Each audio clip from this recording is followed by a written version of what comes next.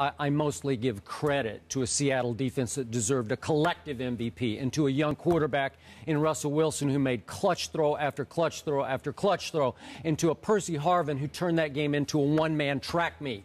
I give credit.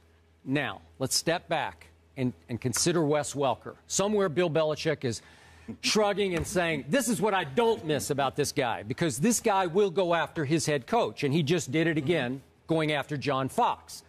Was there some painful truth in what he spoke? I believe there is lots of painful truth there.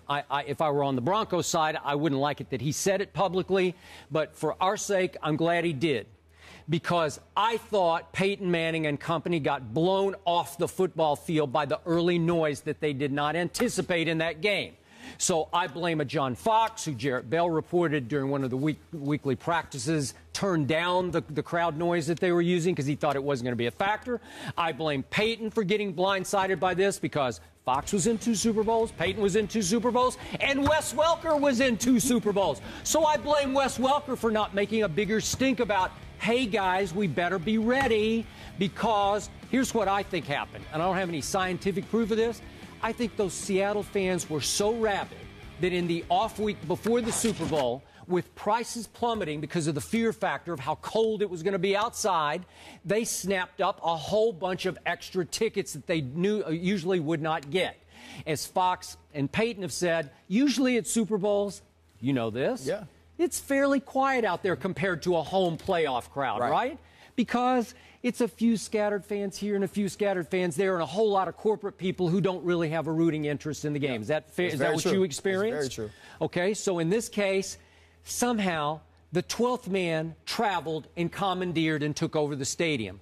And on the first play of the game, this still blows, after I've had 2 nights to sleep on it, Peyton Manning, with 2 weeks to prepare, with the most precision offense in all of pro football that shattered regular season records.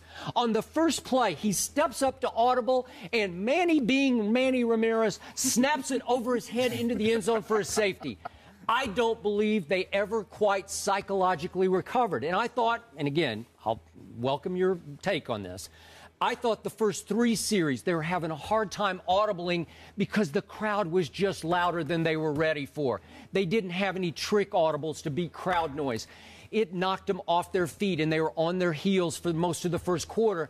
And by the time Peyton finally got any rhythm, it was way too late in the game. So I believe Wes Welker is right. I don't think he should have said it, but it's up for discussion. Your take? I don't blame that on anybody. And even if you say Peyton Manning, Wes Welker, John Fox, all these guys have been in Super Bowls, you still have to understand who you're playing against and the type of crowd that they're going to bring. I remember getting to Pittsburgh after they beat Seattle in the Super Bowl, and they talked about how that was a Pittsburgh Steelers Super Bowl crowd. Well, this year, with the 12th man and with the team that Seattle's had, these guys have traveled.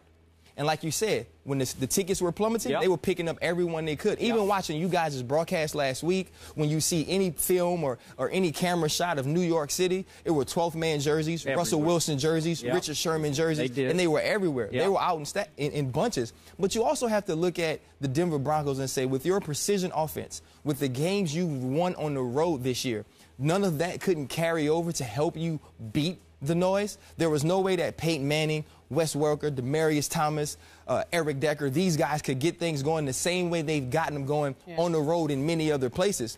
Even though Seattle had a lot of fans, it wasn't enough fans to make it a home crowd. It wasn't like playing in Seattle. But if you look at what Denver did, they did what they did all year. They threw short passes to Demaryius. They threw screens. They tried to hit West in the seam, tried to hit Julius Thomas in the seam. They just got beat by a better team. I thought what you said in the beginning was perfect.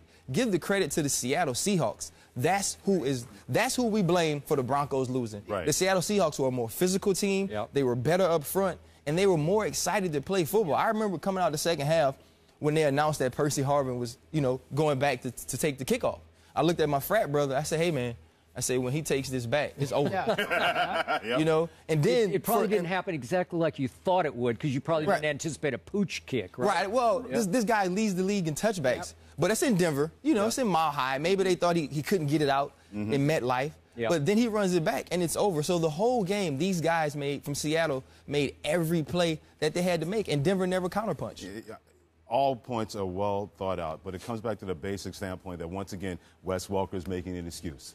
This guy's 0-3 in Super Bowls, and each time they lost in the Super Bowl, it's never been about we lost as a team. Now, Peyton Manning said, I don't want to hear the word embarrassment. It's an insult, because he's a major competitor, and he doesn't want people to think for 1 second that everybody in that locker room was embarrassed. He was speaking up for his teammates. He didn't want to hear they got embarrassed, even though we all know that happened. You lose 43-8 in the Super Bowl. If that's not an embarrassment, then you better find a better word than that one, because that's exactly what happened. Right. Yeah. But here's the deal. Why would Wes Welker, and to your point, Skip, I'm glad that he said it too, but at a certain point, dude, you're 0-3 in Super Bowls.